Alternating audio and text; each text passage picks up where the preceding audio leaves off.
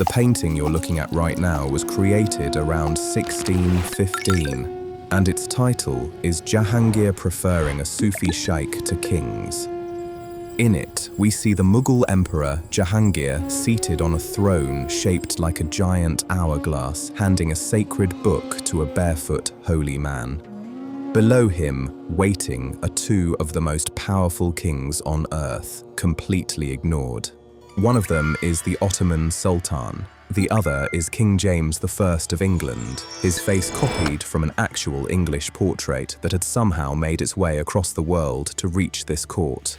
And tucked into the very corner of the painting, smaller than everyone else, is the artist himself, watching his own emperor make a statement that would outlive every king in the frame.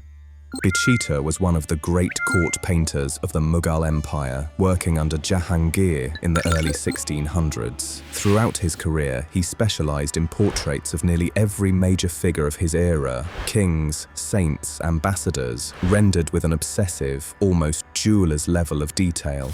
And this painting, one of his earliest known mature works, is no exception. Jahangir's name itself carries a story. As a young prince, his father Akbar had no living heir until a Sufi mystic promised a son would come. When that son was born, he was named Salim in the Sufi's honor. Years later, upon taking the throne, Salim gave himself a new name, Jahangir, Caesar of the world. But the debt to that Sufi blessing never left him. And this painting, in many ways, is Jahangir settling that debt in gold and paint. This was not the first time Mughal court artists experimented with European visual ideas. Around this period, Jahangir's painters began creating allegorical portraits layered with borrowed European symbolism, winged angels, cosmological halos, dramatic light, objects and imagery that had arrived through European visitors, ambassadors, and gifts at the Mughal court. Bichita's imagination seemed perfectly suited to blend these foreign elements into a distinctly Mughal statement of power and piety.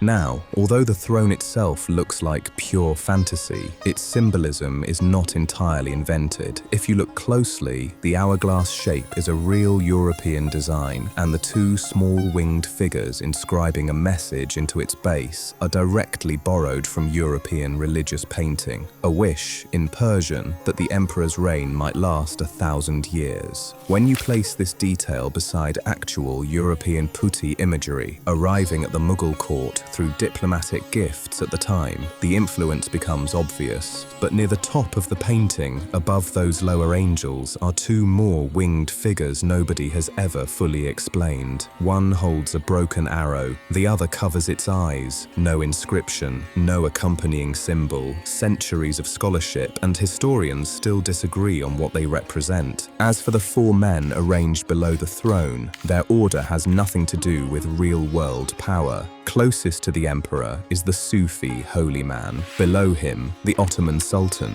Below him, King James. And in the corner, Bichita's own self-portrait. What's most interesting is how differently each man is painted. The Sufi's hands are bare, Jahangir's wrists are wrapped in painted jewels, rendered in hair-fine detail, and King James, using European shading techniques that were brand new at the Mughal court, is painted with a subtle tension in his posture. His body doesn't look confident, it looks uncomfortable, almost as if he knows exactly where he's been ranked.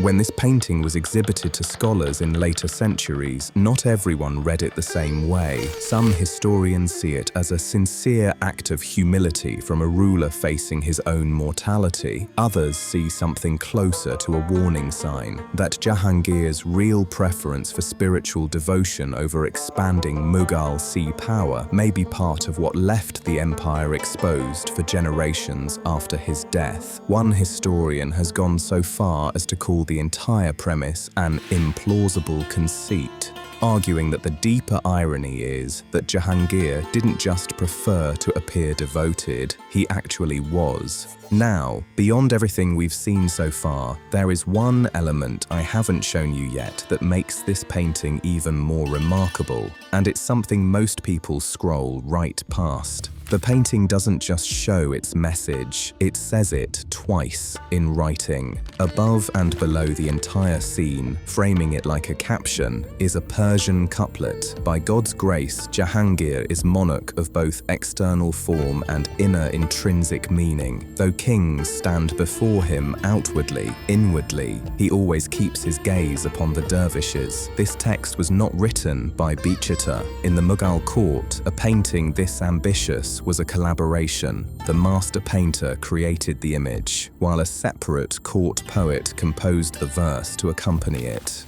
Image and text, designed together as a single argument. This detail, which most people never notice, shows just how deliberately this painting was built to make its point twice over. And this isn't just symbolism, it's personal. In the 9th year of his reign, right around when this painting was made, Jahangir fell seriously ill. In his own memoirs, he wrote that he owed his life to a Sufi named Khawaja Mu'inuddin. When he recovered, he kept that vow literally, having his own ears pierced, wearing a pearl in each for the rest of his life. This painting wasn't made in a vacuum. It was made by a man who had just stared down his own mortality and decided publicly, permanently, exactly who he trusted to save him. Today, this painting is part of the collection of the Smithsonian's Freer Gallery in Washington, D.C. Even its frame has its own story.